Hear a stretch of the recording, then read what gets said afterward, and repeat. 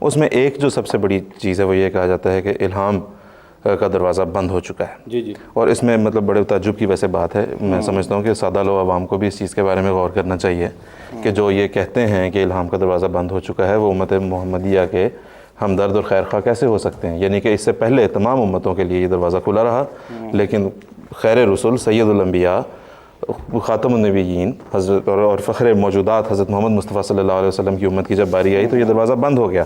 جلال صاحب آپ ہمیں بتائیں کہ اگر تو ہم یہ سمجھیں جس طرح کہ یہ لوگ کہتے ہیں ظاہر ہے کہ غلط طور پر کہ الہام کا دروازہ بند ہو چکا، جب مسیح موعود اور مہدی موعود نے آنا تھا تو اس کو کس نے بتانا تھا کہ تم امام مہدی ہو اور تم مسیح موعود ہو؟ کیا اس نے خود ہی نکل کے بازاروں میں یہ کہنا تھا کہ بھی مجھے لگتا ہے میں امام مہدی ہوں؟ کیا سورس تھی پھر اس نالج کی؟ کوئی شخص بھی ماں کے پیٹ سے تو علم لے کر نہیں آتا. اس دنیا میں آنے کے بعد دو طریقے ہیں ایک انسان کے علم حاصل کرنے کے. ایک تو یہ ہے کہ ظاہری طور پر اپنے اساتذہ سے، دنیا کے انسانوں سے، اسکولوں میں، مکتب میں یا ویسے کسی سے انسان علم سیکھے. اور دوسرا طریقہ یہ ہے کہ الہام کے ذریعے سے اللہ تعالیٰ اس کو وہ عرفان نصیب فرمائے. اب نبی پاک صلی اللہ علیہ وسلم نے کسی دنیا کے کسی استاد سے تو علم حاصل نہیں کیا، لیکن اللہ تعالیٰ نے آپ کو الہاماً وحی کے ذریعے سے وہ علم دیا جو دنیا میں کسی کے پاس بھی نہیں ہے. تمام دنیا کے پروفیسر مل بھی جائیں تو نبی کریم صلی اللہ علیہ وسلم کے علم کے مقابلے میں ان کی ایک ذرے کی بھی حیثیت نہیں ہے. تو یہ دو طریقے ہیں میرے علم کے مطابق.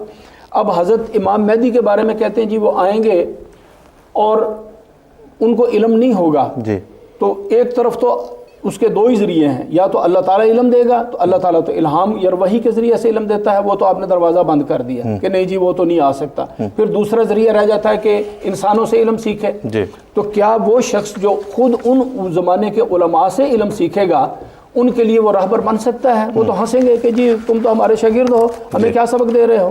اور پھر وہ علماء کیا سکھائیں گے ان کو؟ وہی سکھائیں گے جو اس وقت علماء کی کیفیت ہے. کس مولوی کے پاس جائے گا؟ وہ شیعوں کے پاس جائے گا یا بریلویوں کے پاس جائے گا یا دیوبندیوں کے پاس جائے گا یا وہابیوں کے پاس جائے گا؟ کس کے پاس جائے گا؟ وہ تو ایک دوسرے کو کافر کہہ رہے ہیں. اور یہی تعلیم حضرت امام مہدی کو بھی دیں گے تو پھر وہ یقیناً مسلمانوں کو اکٹھا کرنے کا موجب نہیں ہو سکتا. بات یہ ہے کہ قرآن کریم نے یہ دروازہ واضح طور پر اس کا جو ہے نا حل فرما دیا ہے. اللہ تعالیٰ فرماتا ہے اعوذ باللہ من الشیطان الرجیم ان الذین قالوا ربنا اللہ ثم استقاموا تتنزل علیہم الملائکۃ الا تخافوا ولا تحزنوا وابشروا بالجنۃ التی کنتم توعدون. وہ لوگ جنہوں نے اللہ تعالیٰ کو مانا اور کہا کہ ہمارا رب اللہ ہے، پھر اس کے اوپر قائم ہو گئے، استقامت اختیار کی، اللہ فرماتا ہے یقیناً ان کے اوپر فرشتے نازل ہوں گے. اور فرشتہ اپنی طرف سے تو کوئی کلام لے کر نہیں آتا، وہ اللہ تعالیٰ کا کلام لے کر آئیں گے. اور اللہ تعالیٰ کے کلام کو ہی الہام یا وحی کہا جاتا ہے جو فرشتے کے ذریعے سے آتا ہے. اور وہ فرشتہ لے کر آئے گا اور آ کے ان لوگوں کو کہے گا کہ گھبراؤ نہیں، ہم اس دنیا میں بھی تمہارے ساتھ ہیں اور مرنے کے بعد بھی تمہارے ساتھ ہوں گے. تو یہ اس آیت سے پتہ لگتا ہے کہ یقیناً وہ حضرت مہدی علیہ السلام پر وہی جو ہے وہ ضرور نازل ہوگی. ایک ضمن میں عرض کر دوں، مجھے اجازت دیں چند سیکنڈ کی، کہ اور کسی پر وہی نازل ہو یا نہ ہو، حضرت امام مہدی علیہ السلام کے بارے میں تو خود نبی کریم صلی اللہ علیہ وسلم نے یقیناً فرمایا ہے کہ اس کے اوپر وہی نازل ہوگی. اور وہ مختلف صحیح مسلم کی حدیث ہے کہ عیسیٰ نبی اللہ ایک جگہ پر مقید ہو جائے گا اور اللہ تعالیٰ الہام کے ذریعے سے اس کی رہنمائی فرمائے گا. پھر عیسیٰ مسیح اللہ کو یہ ہوگا اور اللہ تعالیٰ الہام نازل کرے گا. تو حضرت امام مہدی علیہ السلام کے اوپر تو وہ دروازہ ہرگز بند نہیں ہے. اور کسی پر یہ بند کریں یا نہ کریں، لیکن حضرت امام مہدی علیہ السلام کے بارے میں خود نبی کریم صلی اللہ علیہ وسلم نے فرمایا کہ اس کے اوپر ضرور الہام نازل ہوگا.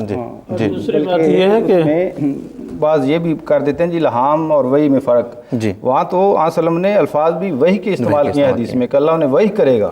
بالکل ٹھیک. محمد صاحب آپ کہنا چاہتا تھا کہ حضرت مسیح السلام کی باری آتی ہے تو یہ لوگ کہہ دیتے ہیں کہ وحی بند ہے، جبکہ ان کے اپنے بزرگان کے بے شمار الہامات ان کی اپنی کتابوں میں لکھے ہوئے ہیں، انہوں نے اپنے ہاتھ سے درج کیے ہوئے ہیں. ایک بات. اور دوسری بات یہ ہے کہ بعض لوگ ایک حدیث پیش کرتے ہیں جو موضوع ہے، جو وضعی حدیث ہے، اصل حدیث نہیں. اس کے بارے میں نواب صدیق حسن خان جن کا میں بھی حوالہ دیا تھا، ان کے بیٹے ہیں نور الحسن خان، وہ کہتے ہیں الحدیث لا وحی بعدی لا اصل لہ، کہ بعض لوگ یہ حدیث پیش کرتے ہیں کہ نبی کریم صلی اللہ علیہ وسلم نے فرمایا کہ میری موت کے بعد کوئی وحی نہیں، اس حدیث کی کوئی اصل نہیں، کوئی بنیاد نہیں ہے. اور دوسرے ابن حجر الہیثمی کہتے ہیں व ख़बर ला वही बादी बातिल, कि बाज़ लोग जो ये कहते हैं कि रिवायत में आया कि नबी करीम सल्लल्लाहु अलैहि वसल्लम ने फरमाया मेरे बाद कोई वही नहीं, ये रिवायत बातिल है। जी। और दूसरा इब्न हजर हैसमी फिर कहते हैं कि नाम यूहा इलैहि अलैहिस्सलाम वह्युन हकीकी, कि हज़रत ईसा अलैहिस्सलाम जब नाजिल होंगे तो उनकी तरफ हकीकी वही होगी।